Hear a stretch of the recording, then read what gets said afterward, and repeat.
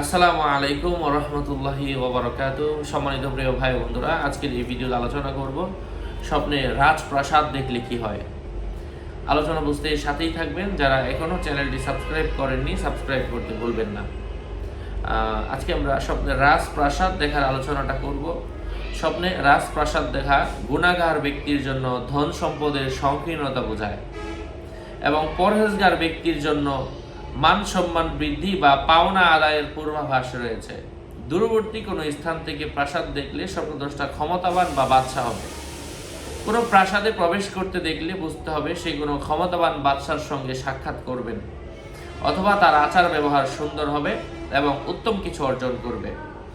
যেমন আল্লাহ তাআলা বলেন, তিনি কল্যাণময়, যিনি ইচ্ছা করলে আপনাকে তার চেয়েও ভালো কিছু দিতে পারেন।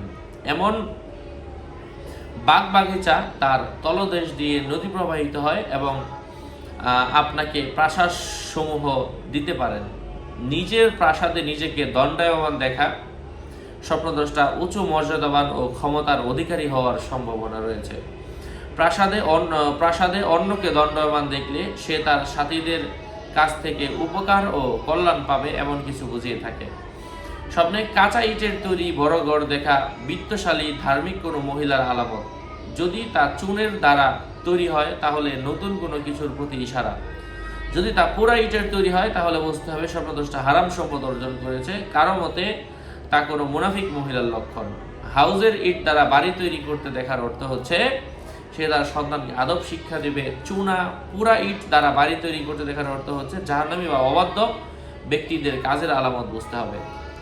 জাহান্নামী মানে ইট দিয়ে বাড়ি তৈরি করতে দেখা অথবা চুনা দিয়ে বাড়ি তৈরি করতে দেখা জাহান্নামী ও অবাধ্য ব্যক্তিদের আলামত।